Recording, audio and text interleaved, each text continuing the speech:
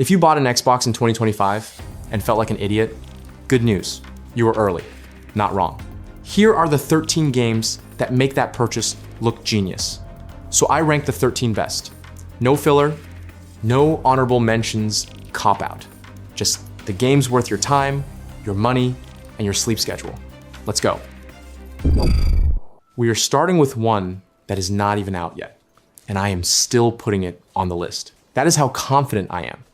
Funny thing, the first Minecraft Dungeons was supposed to be a tiny spin-off. It accidentally sold a bajillion copies because parents will buy literally anything with the word Minecraft on the box. Mojang looked at that bag and said, do it again, but better. So here is the deal. Dungeons 2 is a top-down dungeon crawler dropping September 2026. You smash mobs, you grab loot, you chase that sweet, ooh, shiny enchantment, dopamine, think Diablo. But if Diablo was rated E and your nephew could beat it. The preview build I played already showed smarter level design, actual build variety, and a co-op loop that is dangerously addictive. And honestly, from what I have touched, it rips. The new biomes look gorgeous. The loot system has actual depth now. And they have clearly learned from the first games, why am I still using the same sword for 3 hours problem? But let us temper expectations. It is still Babby's first looter. The difficulty curve in the preview was gentle. And if you have touched a real ARPG, you will probably hit the ceiling fast. We will see if the full release fixes that. It is comfort food incoming, mac and cheese. Nobody brags about it, but you will finish the whole bowl. Imagine an anime, a fever dream, and a Red Bull had a baby. That baby is this game. The premise is so dumb, it loops back around to genius. You're a cyber cop who has 10 seconds to live, and the only way to add time to the clock is to kill. So you sprint through neon hallways, disintegrating robot influencers to stay alive. I'm not making this up. Mechanically, it's a roguelite boomer shooter. Fast, brutal, stylish as hell. Every kill is a hit of pure adrenaline. The soundtrack slaps, and the art style looks like a 90s anime VHS tape you found in a dumpster behind a blockbuster.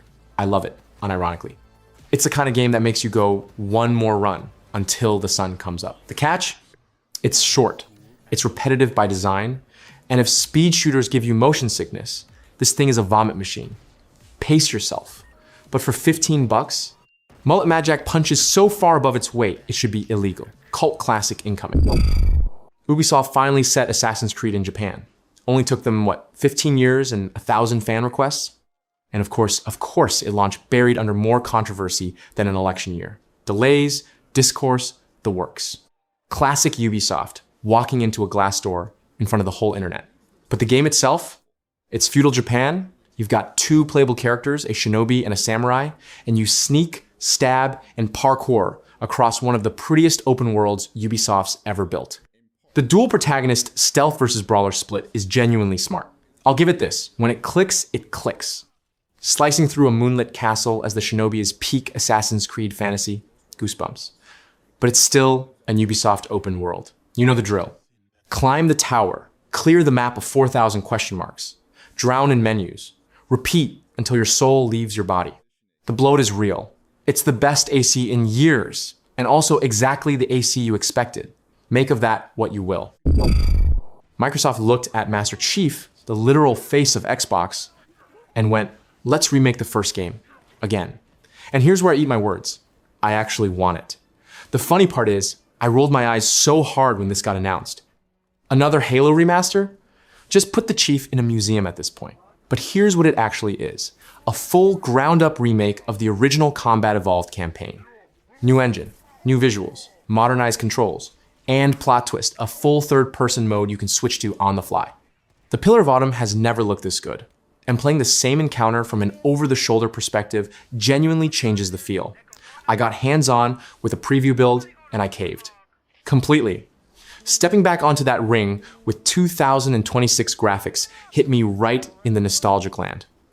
That first Warthog run, chills. The third-person toggle is not a gimmick. It's a genuinely fresh way to replay a game I've memorized. The problem? It's still a 2001 game underneath the paint. The level design has that infamous, wait, haven't I been in this exact hallway 6 times? Copy-paste energy. No amount of ray tracing fixes the library. And the third-person cover shooting isn't Gears level tight. It's a bonus, not the main course. But for the OGs, this is a love letter. For new players, it's the best on-ramp to the legend that built this console. And it's out July 28, so you barely have to wait. A Bond game that isn't a licensed cash grab in this economy? Look, the words James Bond video game usually mean movie tie-in dumped in a bargain bin. We've been burned. We've been burned so many times. But First Light is an original Bond story, young, 007, fresh license to kill, built by the studio behind Hitman. So yeah, it's a stealth action spy thriller with gadgets, charm, and the freedom to do a mission 10 different ways. That pedigree matters. And it's slick, genuinely. The gadget gameplay is creative. The set pieces feel ripped from a blockbuster. And there's a swagger to it that finally captures what Bond should feel like in a game. My gripe? The stealth can get janky, the AI occasionally has the IQ of a houseplant, and a few story beats are pure cheese. Shaken, not polished. But it's the best Bond game maybe ever. From Software took Elden Ring and made it co-op battle royale-ish? My brain broke, and I'm still mad about how much I like it. Here's the comedy. FromSoft, the studio famous for making you suffer alone in silence, looked at their masterpiece and said, what if friends? The audacity. Nightreign is a standalone 3-player run-based spin on Elden Ring. You drop in, you survive a shrinking map full of nightmares, you fight a giant boss, you probably die, you do it again. Roguelite Souls with squads. And when it works, it's electric. Coordinating a clutch boss kill with 2 buddies hits different. Pure chaos, pure joy. But, and it's a big but, solo play is brutal and lonely. Matchmaking with randoms is a coin flip between legend and guy who runs into every trap, and there's no real story to sink into. It's an experiment, not the main course. Still, it's the most fun I've had screaming at strangers all year. FromSoft can do no wrong, even when they're being weird. id Software said, you know what Doom needs? A shield. And against every instinct in my body, they were right. The funny thing about Doom is the formula is basically perfect, so every new one has to justify existing. More demons? More gun? Sure. But they went medieval and gave you a shield saw. A saw. That's a shield that you throw. The Dark Ages is a prequel, slower, heavier, more stand and bang than the parkoury Eternal. You're a tank now. You block, you parry, you bash skulls into paste with industrial efficiency. It's brutal in the best way. I'm obsessed with the rhythm of it. Parry, shoot saw, repeat. It's a metal concert you can play. The criticism? Some folks will miss the airborne acrobatics of Eternal. This one keeps your boots on the ground. And the platforming detours are weak. Also, the story is still, Doom story. Demon's bad, rip and tear. But moment to moment, this is the most satisfying shooter on the box. Xbox players finally got to join the war for managed democracy. Welcome to the front line, recruits. You're gonna die. A lot. To your own teammates. The whole joke of Helldivers is that you're not a hero, you're an expendable idiot in a cape spreading freedom one orbital strike at a time. And the friendly fire, it's not a bug, it's the entire personality of the game. It's a top-down, turned, third-person co-op shooter where 4 players drop onto hostile planets, complete objectives, and get absolutely overwhelmed by bugs and robots. The stratagem system calling in airstrikes and gear via button combos is pure genius. I cannot overstate how funny and tense this game is. 1 second, you're a coordinated death squad. The next, your buddy drops a 500 kilograms bomb on the whole team. Comedy gold. Downsides? It lives and dies by your squad, solo is rough, and the live service grind plus occasional server hiccups can test your patience. Real quick, if you're vibing with the list, do me a solid and smash that subscribe button. It's free, it takes 2 seconds, and it personally annoys the YouTube algorithm, which I find hilarious. Now, top 5. This is where I get spicy. They went back, all the way back, to the day the world ended. And I've touched it. This thing is real, and it is heavy. Funny how Gears was basically the poster child for gruff, bald men shooting in a brown hallway for a whole generation, and we loved it. No notes. Bring back the brown. E-Day is a prequel showing the original Emergence Day. Young Marcus and Dom, the locusts bursting from the ground for the first time. Classic, chunky, third-person cover shooting, the satisfying chainsaw lancer, the gloriously heavy combat. It's Gears. distilled. I played a preview build and walked away genuinely shaken by the opening sequence. And I gotta say, the horror angle of seeing Ide firsthand gives it real weight. That intro is genuinely tense. The combat feels chunkier and meaner than ever. The Coalition clearly understood the assignment. Make Gears feel terrifying. Again, my beef? From the preview, it plays it safe. Mechanically, it's Gears. Again, if you wanted the formula reinvented, keep walking. And a couple of the mid-mission pacing lulls I saw could use tightening before the October 6th launch. But for a franchise this iconic, comfort might be the point. The boys are back. They remade the scariest game ever made, and instead of ruining it, they made me too afraid to walk down my own hallway. Thanks, guys. Here's the miracle.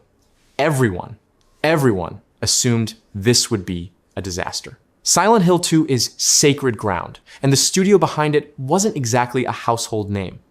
We were ready to riot.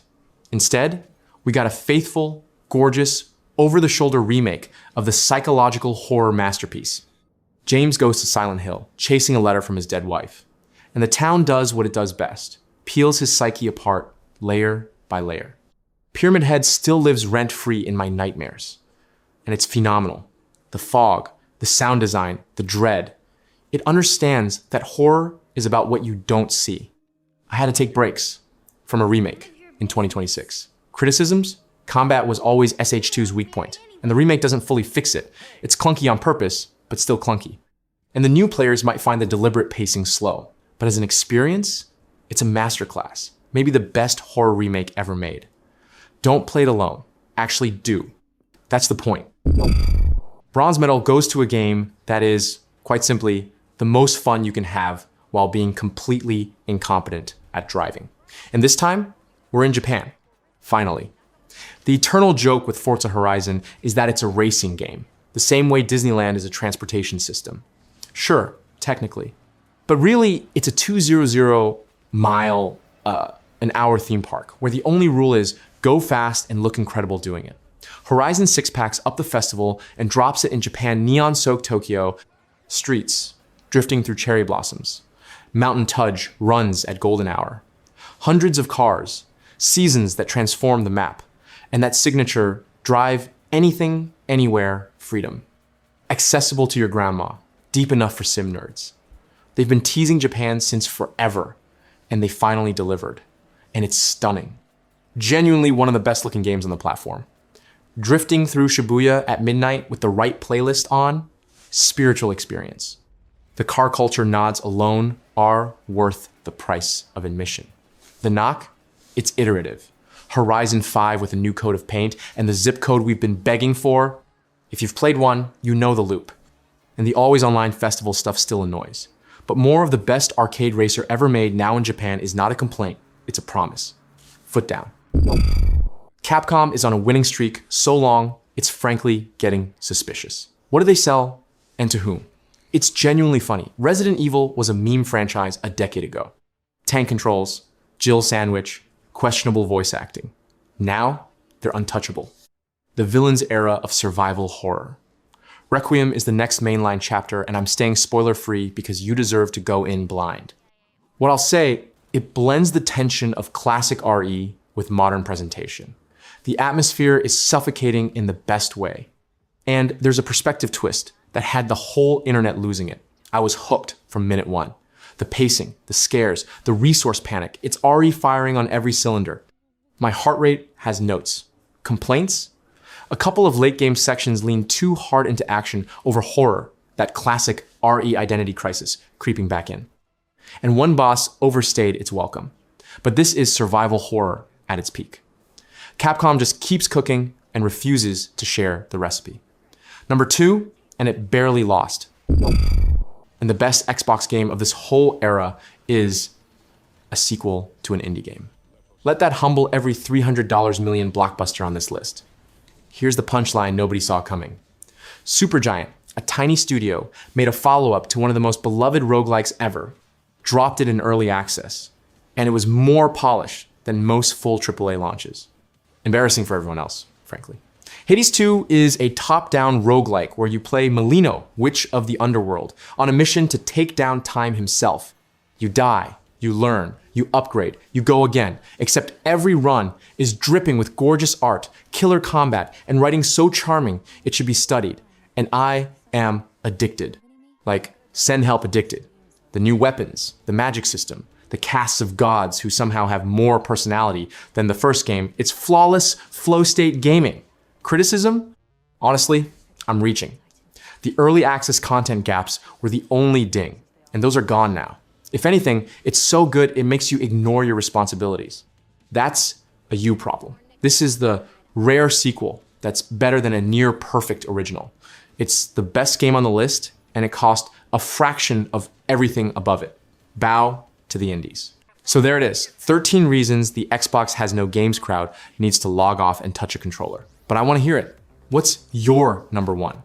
Did I rank Hades 2 too high? Did I disrespect your favorite? Tell me how wrong I am in the comments I read every roast. If you made it this far, you're a legend. So hit subscribe, and I'll see you in the next one. Now go play something, preferably one of these. Peace.